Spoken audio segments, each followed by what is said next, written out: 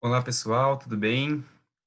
Sou o professor Vinícius e hoje nós vamos dar continuidade à nossa aula sobre o sistema locomotor. Na última aula a gente falou então sobre o sistema esquelético, que é o principal componente, né, do sistema locomotor. Ele vai dar sustentação para o corpo, a forma, né, do nosso esqueleto e a proteção também de alguns órgãos vitais. E para que esse sistema ele consiga cumprir a sua função locomotora, é necessário que ele atue juntamente com outro sistema, que é o sistema muscular, que a gente vai ver hoje nessa aula, beleza? Vamos lá então. Então, o sistema muscular, ele é responsável pelos nossos movimentos principalmente, mas também ele tem a função de dar sustentação para o nosso corpo, né? Além disso, também ele tem a função de manter a nossa postura, né, os nossos músculos das costas, principalmente, que mantém nosso corpo ereto e alinhado, ok? Os músculos, eles vão realizar uma amplitude de movimentos, né, uma grande gama de movimentos diferentes. E como que esses movimentos acontecem, a gente vai ver mais para frente, é através da contração muscular, beleza? E essa contração muscular também, ela vai acabar acarretando numa outra função do sistema muscular, que é o de auxiliar na manutenção da nossa temperatura. Por quê? Porque esse processo de contração muscular vai gerar calor, né? E esse calor, né, ele vai, quando nós precisamos, ele vai servir para manter a nossa temperatura em padrões estáveis, certo? Então a gente vai ver que existem três tipos essenciais de músculos, né? Que é, primeiro, o músculo estriado esquelético, que é propriamente os músculos que se ligam ao esqueleto do corpo, né, que tem a função de locomoção. Além disso, a gente vai ter também o músculo estriado cardíaco e o músculo liso, né? Então, a musculatura estriada cardíaca, assim como a musculatura esquelética, né, ela é composta de células musculares que possuem estrias, e são exatamente essas estrias seja possível a contração muscular, certo? Diferente do músculo liso, que não faz contração muscular.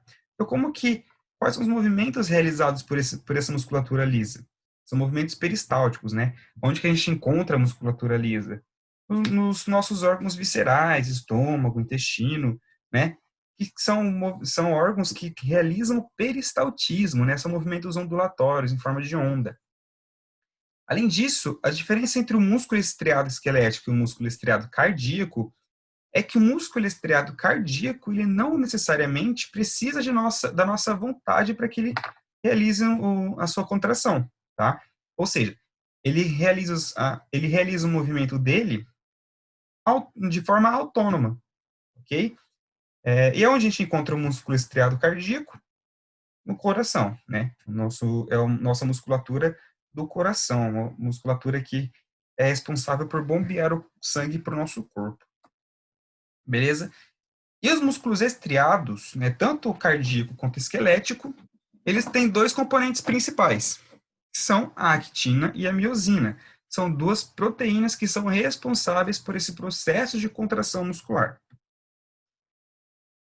Vamos falar então sobre o músculo estriado esquelético, né? Como eu disse para vocês, o músculo estriado esquelético, ele é um músculo que ele é, propriamente dito, responsável pela nossa locomoção, né? Por realizar os nossos movimentos. Então, eles, como eu disse para você, eles se ligam aos ossos pelos tendões, né? Então, o músculo, ele tem a parte muscular dele, né, propriamente dita, que é a parte que vai se contrair, e tem os tendões, que são uma parte mais fibrosa que vai se ligar aos músculos em lugares específicos, né? Então, os ossos, eles têm vários processos, cavidades, fossas, onde os músculos vão se ligar neles para que eles consigam realizar esse movimento. E o músculo esquelético, como eu disse para vocês, é a contração voluntária, ao contrário do músculo cardíaco. Ou seja, a gente precisa dar o comando para o nosso músculo para que ele se contraia. Então, como que a gente consegue classificar esses músculos, então? A gente pode classificar esses músculos primeiramente quanto ao tamanho, né? Eles podem ser músculos longos, músculos curtos, músculos largos, né? Tudo vai depender, então, das suas medidas, né? Uma em relação à outra, né? No caso de músculos longos, então, a gente vai ter um músculo que ele é muito mais comprido do que largo, né? No caso de músculo curto, a largura e o comprimento dele são praticamente o mesmo. E no caso de músculos largos, né, ele tem pouco comprimento e bastante largura, né? Então vai ser exatamente esse tipo de classificação. Quanto à localização, também a gente pode classificar esses músculos, né? Em que parte do corpo eles estão localizados, né? A gente pode ter os músculos superficiais e os músculos profundos. Os músculos superficiais são aqueles que estão próximos, né, da pele. Por exemplo, o peitoral maior é um músculo que está localizado logo abaixo da epiderme, certo? Então, ele é um músculo superficial. Agora, a gente tem um músculo peitoral menor que está abaixo do músculo peitoral maior, ou seja, é um músculo profundo, porque ele está abaixo de outra camada muscular. A gente pode classificar como quanto à disposição das fibras. A gente pode ter músculos retos, né, que as fibras elas estão dispostas em formas verticais. A gente pode ter músculo oblíquo, né, onde as fibras estão dispostas de forma diagonal. Temos também os músculos transversos, que as fibras estão dispostas na horizontal, ok?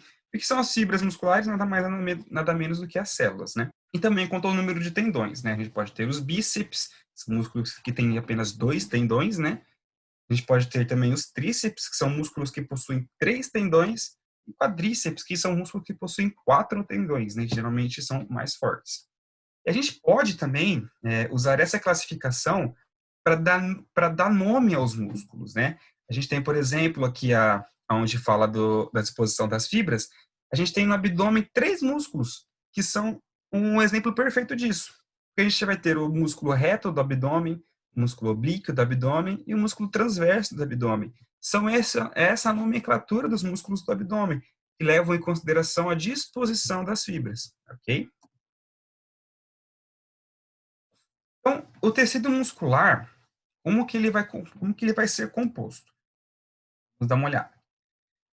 Então, primeiramente, né, a gente tem que o tecido muscular ele é composto, como todos os outros tecidos, de células. Nesse caso, a gente vai chamar as células de fibras musculares.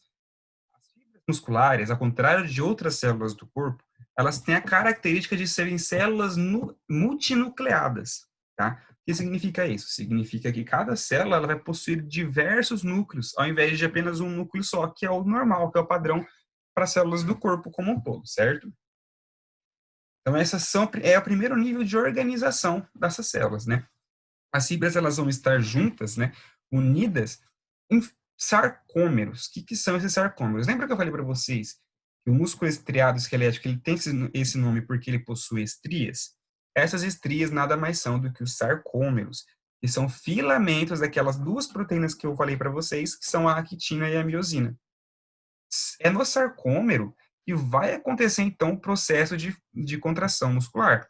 Então, quando a gente fala sarcômero, a gente tem que lembrar que o sarcômero é a unidade funcional das fibras musculares. É no sarcômero que acontece o processo de contração muscular, ok? Vários desses sarcômeros, então, né, cada célula ela vai ter vários desses sarcômeros, eles vão estar dispostos, eles vão estar unidos, formando uma miofibrila. A miofibrila, então, são vários filamentos de sarcômeros dispostos um do lado do outro, ok? E várias dessas miofibrilas, então, vão formar uma fibra muscular, que é nada mais nada menos do que a célula muscular. Dentro de uma fibra muscular, a gente vai ter milhares, né? Milhares de miofibrilas.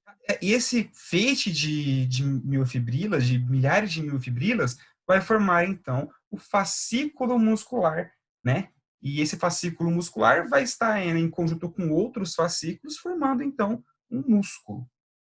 Tá? Então, a organização do tecido muscular é bem complexo, né? São vários feixes unidos para formar um músculo, porque ele precisa ser bastante rígido e bastante forte, né? Que é ele que vai sustentar o nosso corpo junto com os ossos. Como disse para vocês, então, dentro de uma fibra muscular existem várias miofibrilas e a miofibrila, ela vai possuir vários sarcômeros, que é onde vai acontecer a contração muscular. E como que acontece esse processo de contração muscular? Essa estrutura aqui, toda, é o fascículo muscular. Dentro do fascículo, a gente vai ter, então, o feixe muscular, né, a fibra muscular. E dentro da fibra muscular, então, a gente vai ter os sarcômeros. Os sarcômeros, né, eles vão estar dispostos desta maneira aqui. A gente vai ter os filamentos de actina, que são estes, e os filamentos de miosina, que são esses aqui. Ok? Quando acontece, então, a contração muscular, os filamentos de miosina, eles deslizam sobre os filamentos de actina.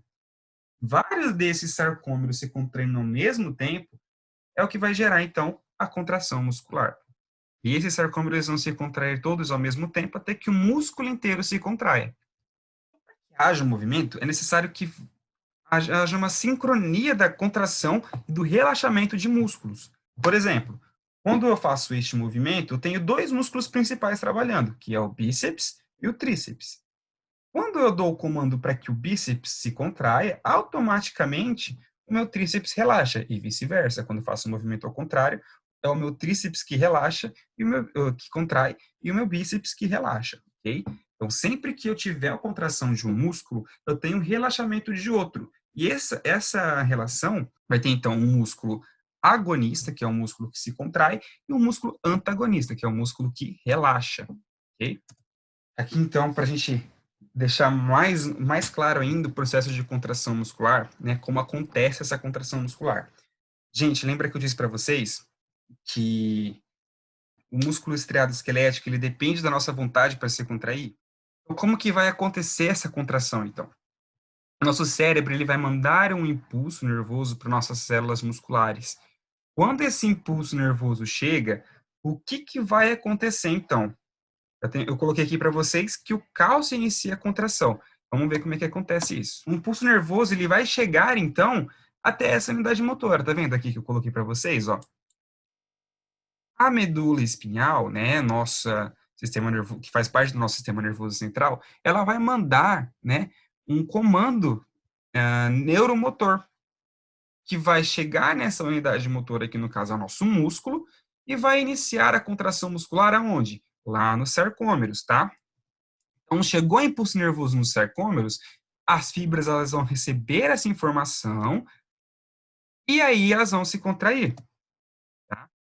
Depois disso, um outro impulso ele vai ser recebido, fazendo com que essas fibras elas relaxem. Então, vamos voltar lá no outro slide. Chegou o impulso? Beleza, chegou o impulso nervoso no sarcômero. Vai acontecer, então, a liberação do cálcio, ok? Quem que libera esse cálcio? O retículo sarcoplasmático.